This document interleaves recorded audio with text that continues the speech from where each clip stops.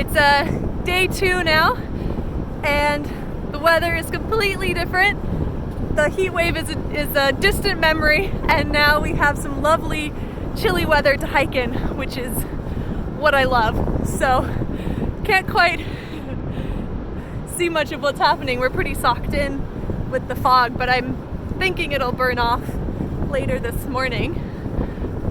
We'll see.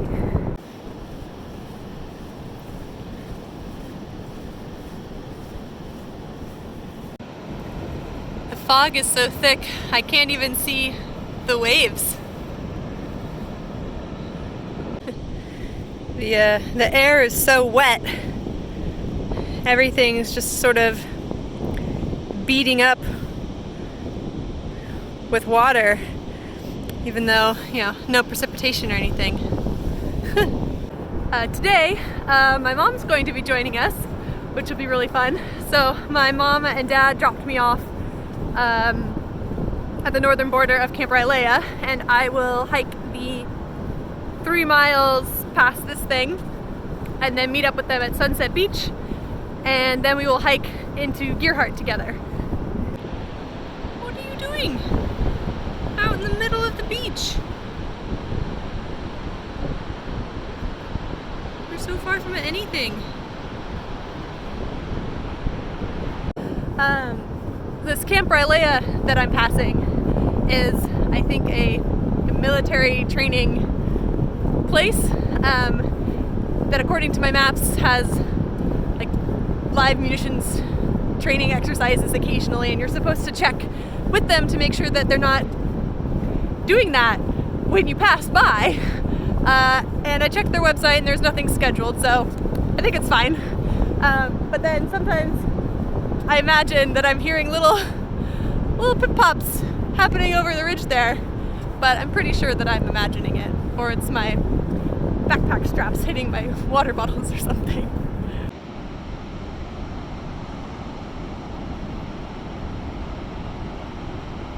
I found another one.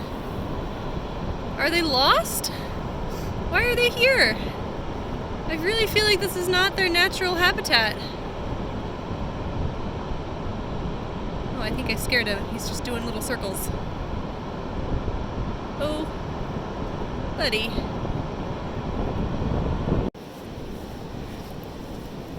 It's nice to have things to walk towards and then past. I've mostly been feeling in this very foggy bubble for the whole morning.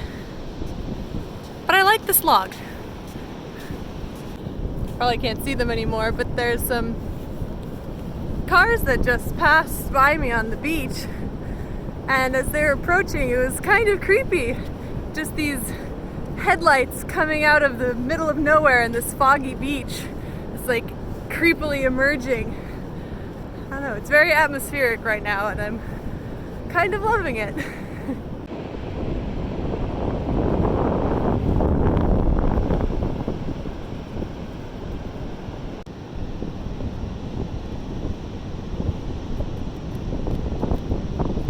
Just starting to see a lot of cars and people again, so just about to meet up with my folks again. Hey, Mom!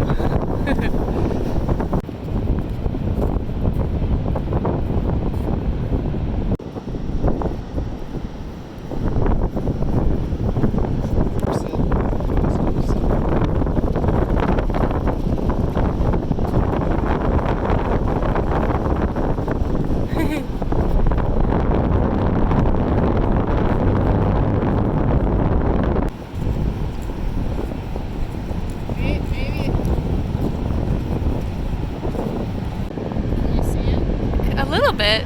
It's got the coloring of a bald eagle, but I don't think it has the shape.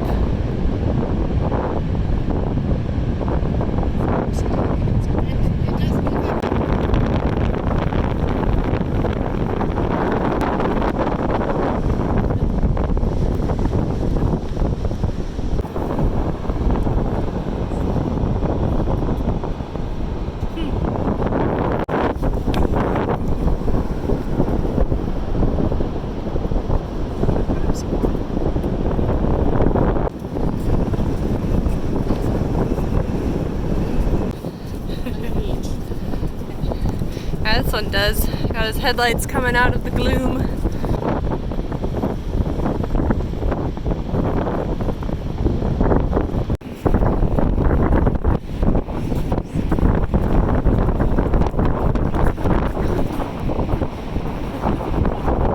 We're gonna go in right around the Gerhardt golf course, I think.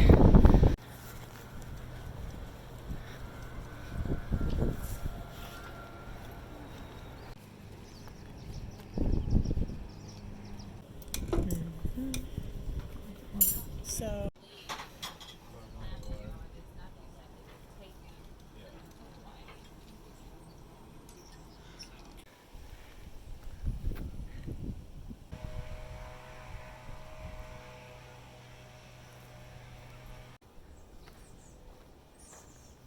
there's wild honeysuckle back there.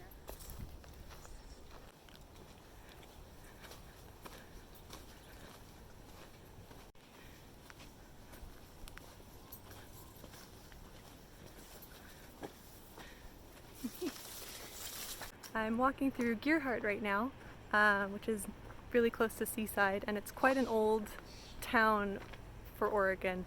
And even as early as the early 1900s, maybe late 1800s, people were coming down by train to vacation here.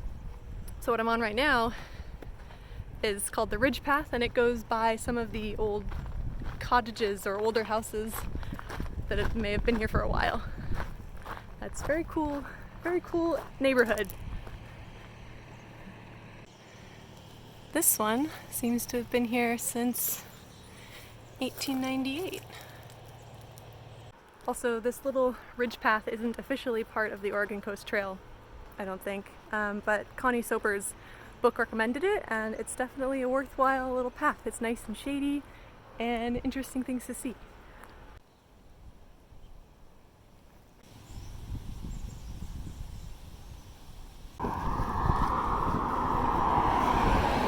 The first road walk on Highway 101. It's a short one though, and the shoulder is plenty big. The reason for this road walk was to get past this river, which leads out to the ocean that way. Too wide to cross at the ocean. It's a sidewalk on the bridge. I'm heading into Seaside now, and my memories of Seaside are kind of what I think of East Coast coastal towns, with the arcade games and the cotton candy and the caramel corn and the boardwalks and things like that. So we'll see. It's been a long time since I've been in Seaside, so we'll see how it matches up with my memories. That's Ecola State Park on the headland over there.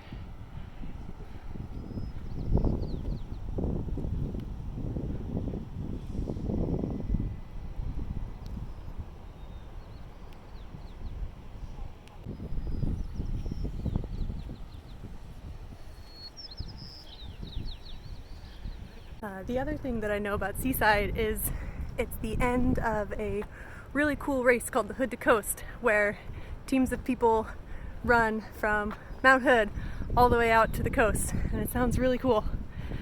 I hate running, so I'm never gonna do it, but I admire it. I'm on the boardwalk of Seaside. I think up there it's gonna get pretty crowded.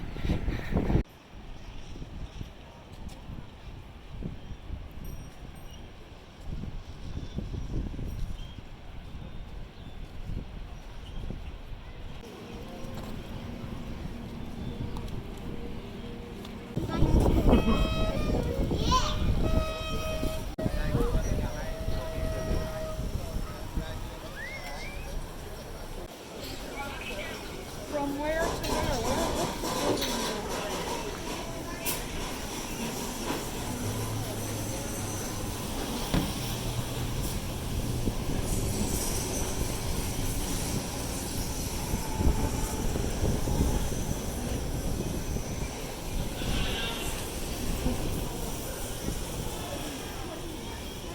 I turned around.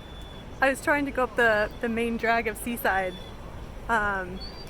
which is very cool and very action-packed and lots of stimulus and very exciting, but I don't think I've been around that many people in like 2 years.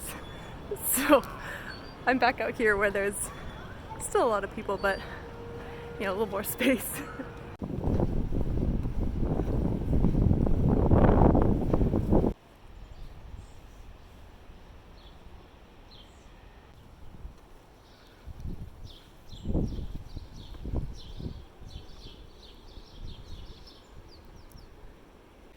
So this is the salt cairn where the Lewis and Clark expedition boiled lots of seawater to extract 4 bushels of salt.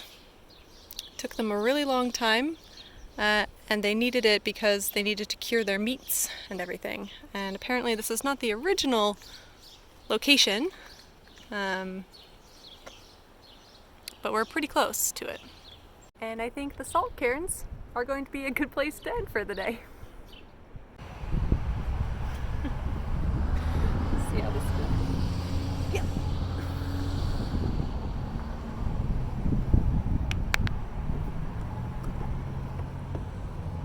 Well, I'm sitting in it. It's quite large.